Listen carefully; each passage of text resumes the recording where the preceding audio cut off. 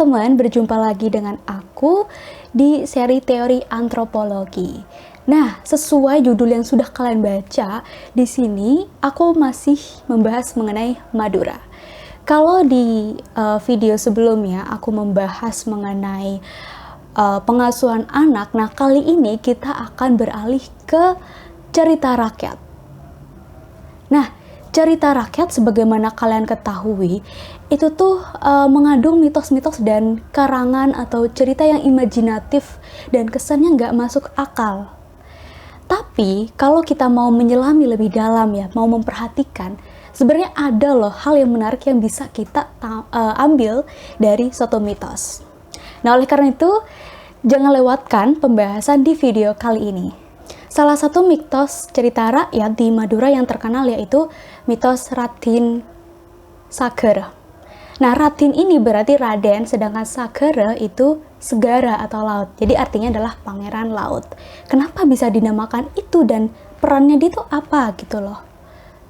Karena kan suatu mitos dalam cerita rakyat itu biasanya para tokohnya itu punya peran penting gitu bagi masyarakat setempat atau tokohnya ini merupakan perwujudan nilai yang diidealkan oleh masyarakatnya. Nah, di sini kita tidak hanya akan mendeskripsikan mengenai cerita ini, tapi juga menganalisisnya dengan teori strukturalisme Levi-Strauss. Nah, sehingga dengan adanya teori strukturalisme ini, kita bisa memperoleh makna-makna yang terkandung dalam mitos secara sistematis dan terstruktur. Nah, dalam proses analisis dengan strukturalisme Levi-Strauss, kita harus menemukan mitem-mitem. Nah, mitem ini merupakan unsur terkecil dalam suatu cerita yang bisa berupa kata atau kalimat. Dan dari suatu kata atau kalimat ini memiliki makna ya. Nah, oleh karena itu mitem ini bisa menjadi simbol. Nah, karena cerita rakyat merupakan folklore yang mana tidak diketahui siapa yang menciptakan, oleh karena itu setiap orang bisa saja memiliki versi cerita yang berbeda-beda gitu. Nah, di sini aku akan menggunakan cerita yang ditulis oleh Iqbal Nurul Azhar yang tertuang dalam tulisannya di antologi cerita rakyat Morteka dari Madura. Pertama, kita akan mengetahui terlebih dahulu sinopsis cerita tentang Ratin Sagara. Nah, pada zaman dahulu, itu terdapat kerajaan Medang Kamolan yang dipimpin oleh seorang raja Sang Hyang Tunggal. Beliau memiliki seorang putri bernama Bendorogung. Bendorogung ini terkenal akan kecantikannya dan budi pekertinya yang baik, sehingga banyak sekali pangeran yang melamarnya. Tapi dia selalu menolak. Pada suatu hari, Bendorogung ini tiba-tiba merasa mual dan ternyata ditemukan bahwa dirinya itu hamil. Padahal dia sama sekali tidak pernah bersentuhan dengan laki-laki manapun dan dia bersumpah bahwa dia masih suci. Namun Sang Hyang Tunggal tidak mempercayai itu. Akhirnya Raja murka dan memerintahkan sang patih yaitu Patih Pranggulang untuk membunuh Bendorogung. Patih Pranggulang kemudian membawa Bendorogung ke sebuah hutan untuk menebas si leher Bendorogung. Namun ketika Patih mencoba untuk menebas leher putri Bendorogung, pedang itu selalu terpental jatuh ke tanah. Dan ada satu keajaiban di mana janin dari Bendorogung itu berbicara dan menyuruh Patih untuk menghentikan perbuatannya itu dan membuat rakit. Rakit ini digunakan untuk menyeberangi lautan. Jadi Patih itu membawa Bendorogung beserta prajurit yang mengawal mereka untuk mengembara gitu, menyeberangi lautan. Kemudian akhirnya mereka terdampar di suatu pulau yang awalnya itu hanya sedikit gitu. Tapi lama-lama jadi muncul gitu, menjadi melebar. Nah, pulau ini adalah Pulau Madura. Nah, pada saat pertama kali mereka datang ke sana, Pulau Madura itu masih kering dan sangat minim bahan pangan, sehingga Bendorogung sangat kesusahan untuk memenuhi kebutuhan makannya, apalagi dia sedang hamil saat itu ya. Nah, perjuangannya juga tidak berhenti di situ saja. Bendorogung akhirnya masuk pada masa melahirkan. Dia melahirkan di pinggir pantai dengan bantuan Patih Pranggulang. Nah, akhirnya anak atau bayi yang dilahirkan itu diberi nama Ratin Sagara. Ratin Sagara. Karena dia dilahirkan di pinggir laut. Nah, nama Ratin atau Raden itu juga merupakan bentuk penghormatan bahwa dia adalah keturunan raja juga ya. Ratin Sagara tumbuh menjadi anak yang rupawan dan cerdas. Dia belajar ilmu pertapaan dan ilmu pengobatan kepada Patih Pranggulang. Nah, akhirnya Ratin Sagara ini pandai sekali dalam hal obat-obatan ya, terutama obat-obatan herbal atau jamu, dan dia juga sangat hebat dalam hal ilmu perang gitu. Nah, pada suatu hari kerajaan Medang Kamulan itu diserang oleh bangsa Cina atau kerajaan dari negeri Cina. Medang Kamulan saat itu merasa sanggup untuk melawan bangsa Cina gitu. Namun lama-kelamaan bangsa Cina akhirnya berpikir untuk menyebarkan wabah cacar di Medang Kamulan itu. Akhirnya ya Medang Kamulan tidak sanggup gitu. Nah, kemudian atas saran seseorang gitu, akhirnya Raja Medang Kamulan yang saat itu masih Sang Hyang Tunggal itu memerintah seseorang untuk memanggil Ratin Sagara, karena Ratin Sagara ini terkenal banget atas kemampuannya dalam hal penyembuhan, dan akhirnya ternyata berhasil. Ratin Sagara berhasil menyembuhkan cacar pada penduduk Medang Kamulan, dan dia juga turut ikut memerangi bangsa Cina, dan hasilnya ya berhasil. Ratin Sagara memenangkan pertarungan. Kemudian sebagai rasa ucapan terima kasih, Sang Hyang Tunggal berniat untuk menghadiahi Ratin Sagara dengan menikahkan putrinya dengan Ratin Sagara. Nah, di sini ternyata putri dari Sang Hyang Tunggal ini adalah bibi dari Ratin Sagara. Ratin Sagara terkejut. Dia mengetahui fakta ini dari ibunya, dan akhirnya dengan alasan ada masih ikatan darah, akhirnya Bendorogung melarang Ratin Sagara untuk menerima tawaran pernikahan itu. Namun Sang Hyang Tunggal marah atas penolakan tersebut karena merasa kebaikannya tidak dihargai.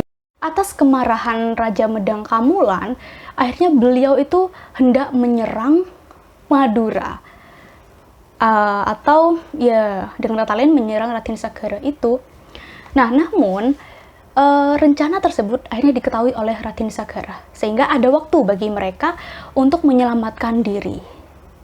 Tapi sebenarnya Ratin Sagara ini hendak melawan juga, menyerang atau menerima serangan dari Raja Medang Kamulan. Namun Bendorogung segera memperingatkan kepada Ratin Sagara bahwa bagaimanapun ya Raja Sang Hyang Tunggal adalah kakeknya Ratin Sagara, dan tidak selayaknya gitu loh bagi antara anggota keluarga untuk saling berperang gitu. Sehingga untuk menghindari permasalahan tersebut, Ratin Sagara, Bendorogung, dan Patih Pranggulang itu melarikan diri ke hutan Nepa. Nah, untuk memohon pertolongan dan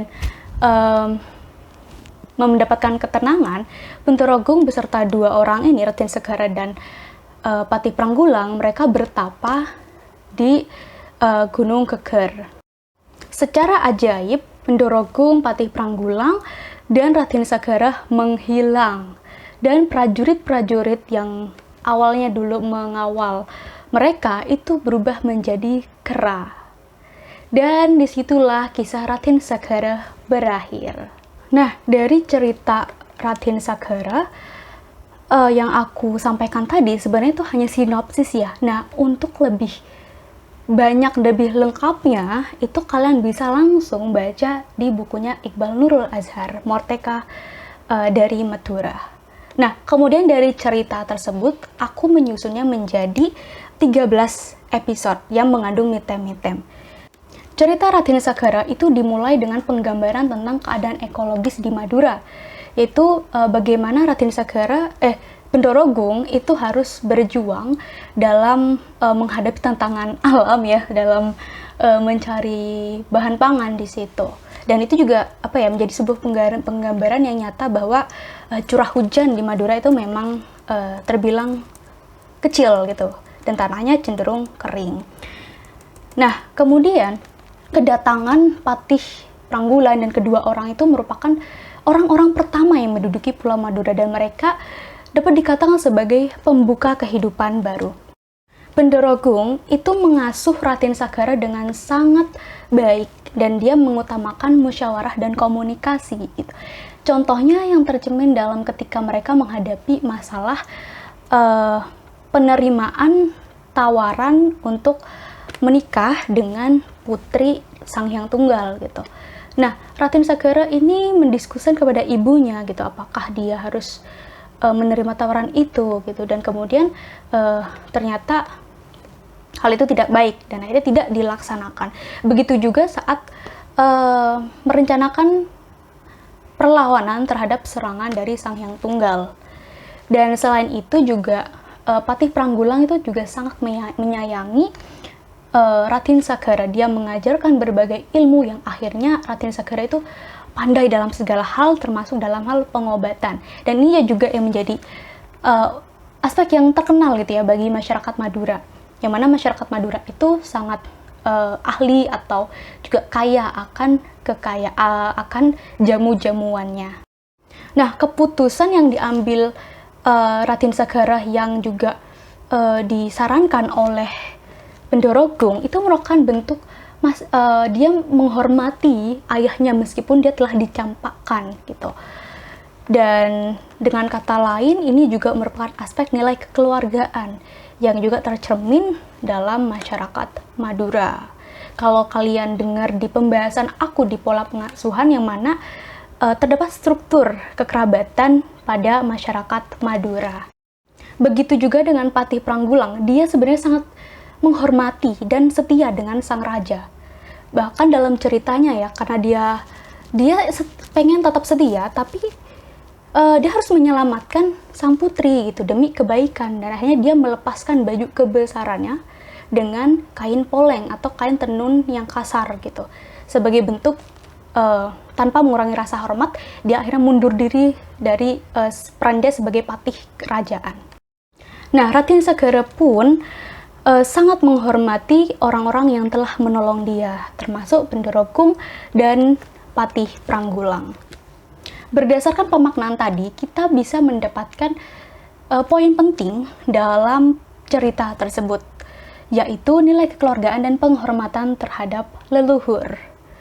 Nah, mitos Raden Sagara ini juga merupakan cerita asal-usul Pulau Madura ya, bagaimana kisah tentang seadanya orang-orang yang mendirikan wilayah di Pulau Madura yang mana sehingga akhirnya pada masa kini Madura bisa berkembang sedemikian rupa dengan karakter masyarakatnya yang khas dan juga dengan kearifan lokalnya yang membantu mereka dalam hal pegangan hidup gitu ya, dalam hal nilai dan moral.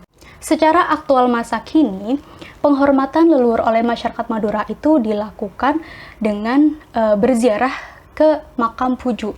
Puju ini merupakan tokoh leluhur yang dianggap orang-orang yang telah berjasa, misalkan yang mendirikan desa ataupun ya jasa-jasa sosial lainnya terhadap penduduk sekitar gitu. Nah, tujuan mereka berziarah adalah untuk memohon karomah. Hingga saat ini, Puju itu masih dilestarikan ya, dan merupakan tradisi yang turun-temurun. Di setiap daerah di Madura itu tersebar berbagai puju-puju. Cerita mitos Raden Sagara mungkin tidak sampai pada semua masyarakat Madura.